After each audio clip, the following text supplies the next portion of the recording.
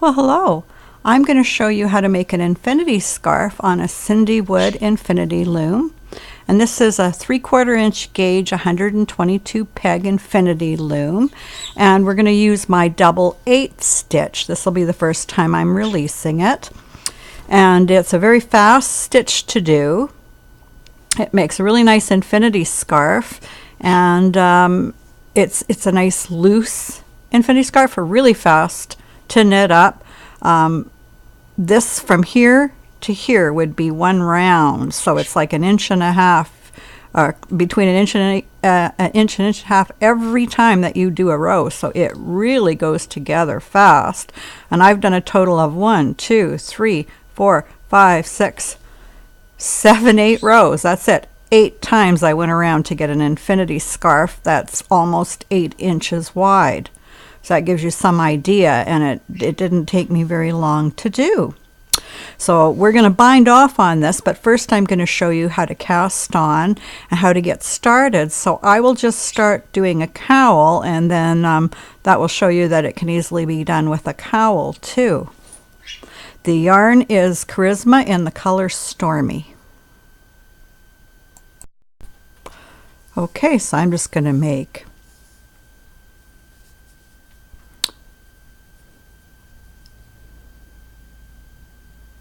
one of these,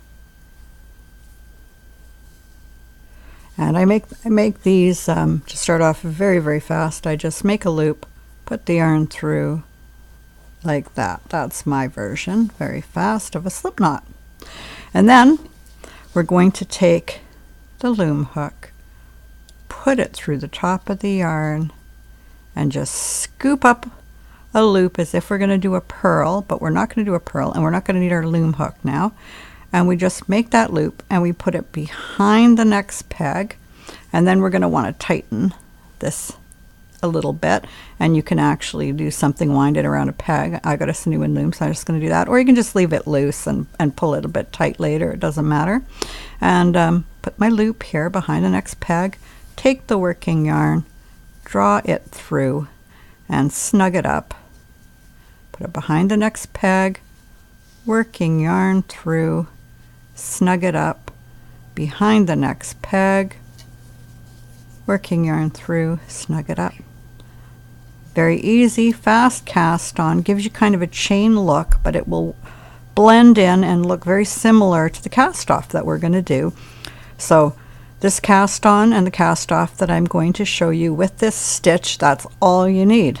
And you can make a really fast cowl or infinity scarf.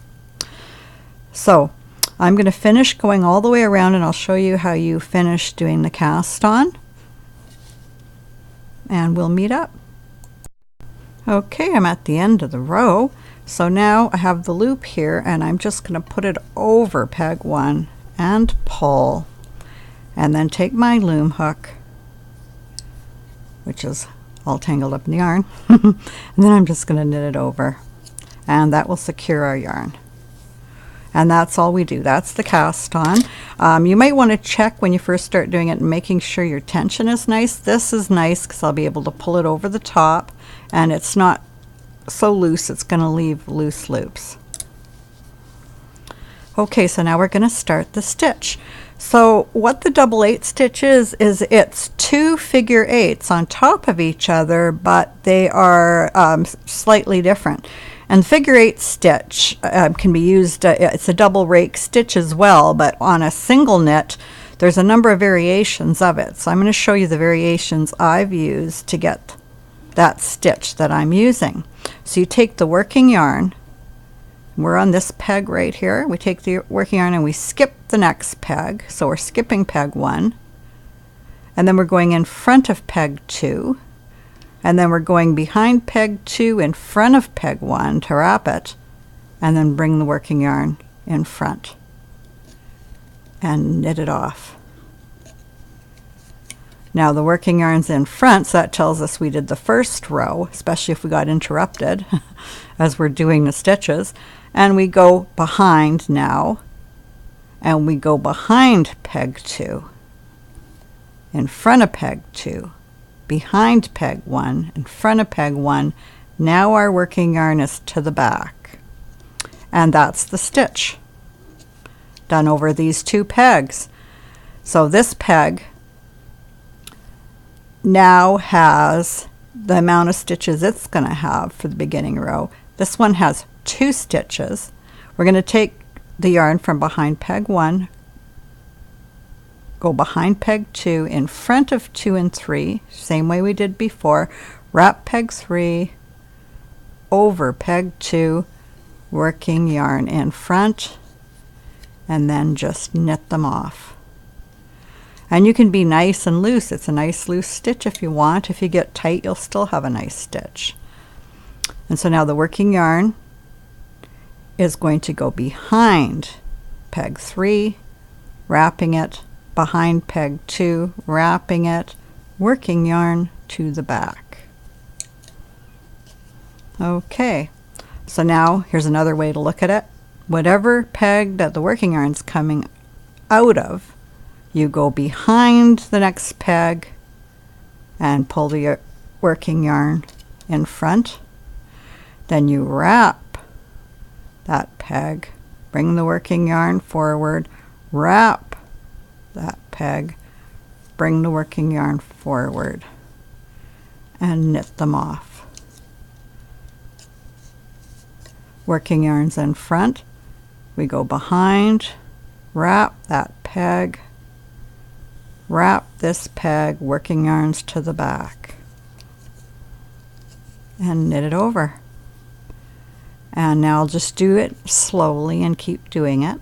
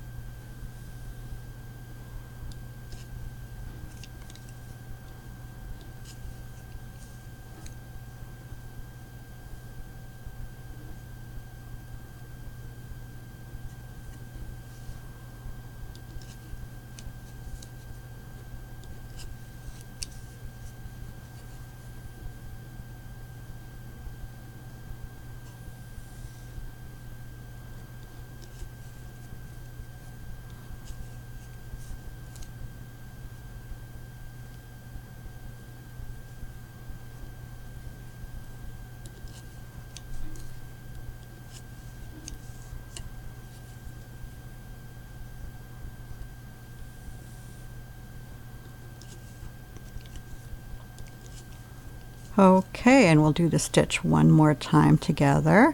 Here we are at this peg, so we go behind the next peg, in front of this peg, wrapping it, doing our figure 8 by coming in front, wrapping that, coming to the front, and knitting it over. And then we want the working yarn behind this peg this time. Coming behind, wrapping this one, and going to the back. And then you just keep doing this until you're ready to bind off. So if you're making a cowl, then what you do is you make it either the size you want for neck warmer, make it longer if you want it to be a longer cowl, and make it even longer than that if you want it long enough to drape over your head. So there you go, and I'm going to show you how much work you've got done already just doing that first row. See how thick that is? And the yarn's pretty dark here, so we'll look at the stitches more on the infinity loom that we're going to go to next, so I can show you how you're going to do it on the infinity loom. So we'll be right back. Okay, so here we are on the infinity loom. And let's take a look at the stitches more. So here's what they look like. We'll get a close-up here so you can see. So the way we're wrapping it gives us this nice little shape right here. If you're wrapping them exactly the same, it kind of looks more like 2 little lines. It's not very attractive. So that's why we wrapped the figure 8 one way and then the other way. And we'll look on the light stitches. It's easier to see. This is what it looks like, and it has this part here that almost looks like a drop stitch, and you know the process to make a drop stitch takes a while, so this is a really fast way to get a look like that. And here it is with the yellow yarn. You can see what it looks like. So that's it. There's what the cast on looked like. Gives us this kind of a chain look. Now look at it in a different color yarn. Oh, there it is in yellow again. There it is in gray. There's what it looks like where it's yellow, just this kind of a chain look on the end. It stretches nice, and it works really good with the stitch. So then I'm just going to show you the cast on we're going to use, and it's the same cast on, or same cast off I mean that you'll use if you do the cowl. It's just exactly the same way. The only difference is how wide it is. That's the difference between an infinity scarf and a cowl. Now I used 85 pegs, which is going to double over on me and be a nice thick infinity scarf to keep me quite warm. You can go 90 pegs. You could even do this whole thing for a lot longer infinity scarf. So I'm just going to get a needle and I'll be right back. Okay, I've got my needle and I'm just going to thread this working yarn on it. Now to bind off this bind off, you usually wrap your yarn about 3 times around a loom for this bind off. So if you're doing the cowl, wrap the yarn around 3 times. For this, I wrapped it around and got the length and then tripled that and cut my yarn. So I have the right length. Now when you're doing the infinity scarf, you're going to have a lot of yarn to pull through, so it's going to be a little awkward at the beginning and get easier to the end to do the bind off. You just have to be patient and do your way to do that. Okay, so to get started, we're going to go down the loop on the number 1 peg, and we're going to make sure that our yarn goes like that. Hold the working yarn out of the way. And then we just slowly pull this through.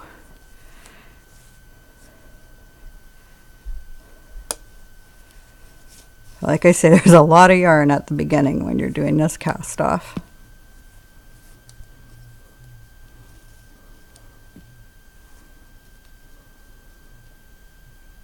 And there. Okay, so we've pulled it through. Then we're going to go up the peg before. So I'm going to go to this pink peg here and working hard to keep it in camera as I do this, and then we're going to pull it through.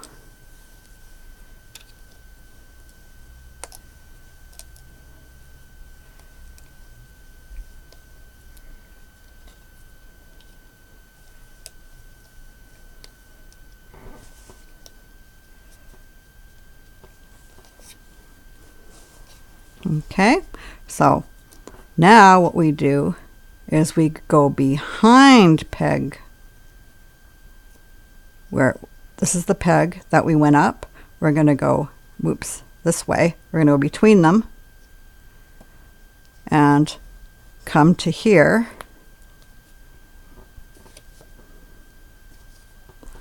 So here's the peg we started with.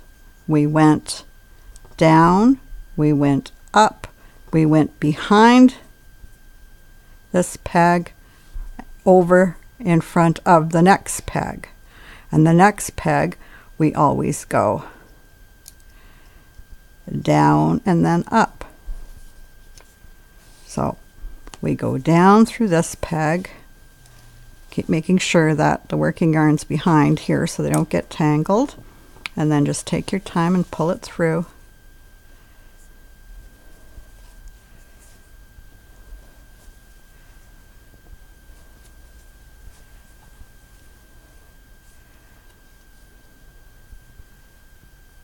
There we go.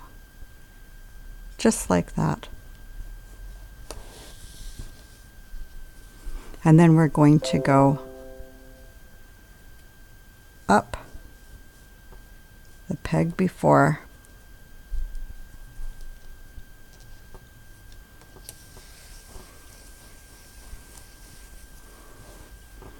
and pull it through. And we want to keep this fairly tight, so we tighten it as we go. And then we're going to go behind again, just like that, and go down the next peg, the new peg, and pull it through. So the way to think about it is we're always going to go down, then up, then go behind and around the 2 pegs we worked on to the new peg, to go down and up, and then behind it to the new peg, down and up. And it's just that same way all the way around, keeping it tight.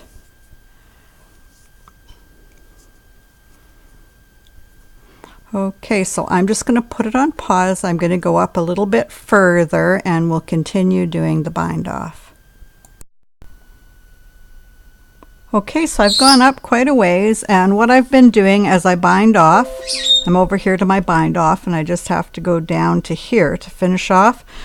And what I've been doing is after I leave that much on, and I've been taking them off as I go, just so that I won't have so much to take off at the end.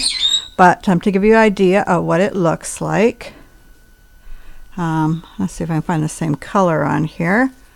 There's some yellow, and here's some yellow on the other side. And there, see, they have a similar look. Right, there's the bind. This is where we cast on, and here's where we bound off. There. So this has a chain look to it. See, the yellow. And here, this has a chain kind of a look to it, where we cast off. And they have about the same stretch. It's still in the loom, so you can't see, but there, you know, it lays nice and straight. And yeah, it's starting to look really good. So I just wanted to stop to show you where we were at. And yeah, so I'll pause, and when I'm almost done, we'll catch up again.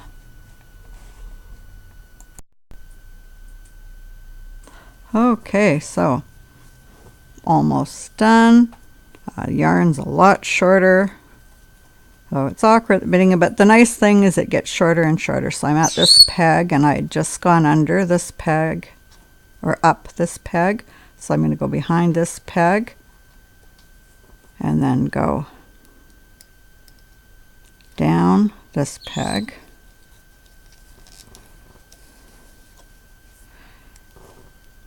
and this yarn was supposed to be behind there. There we go. And then up this peg.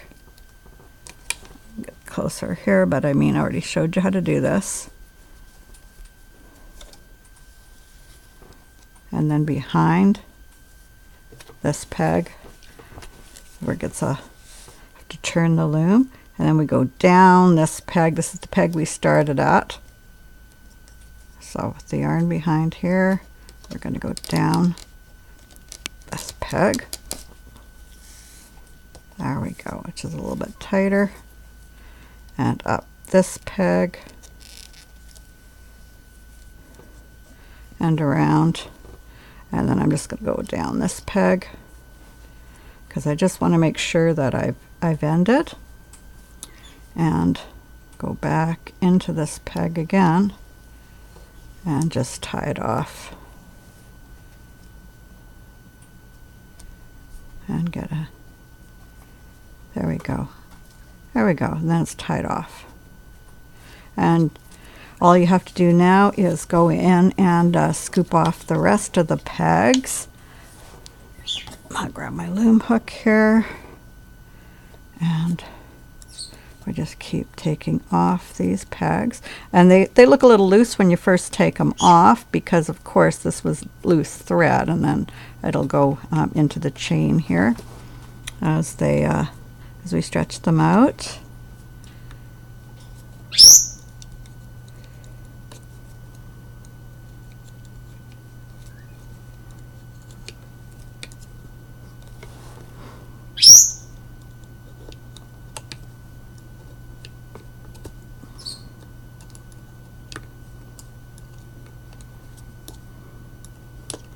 Okay, I'm just going to pause it as I take the rest of them off.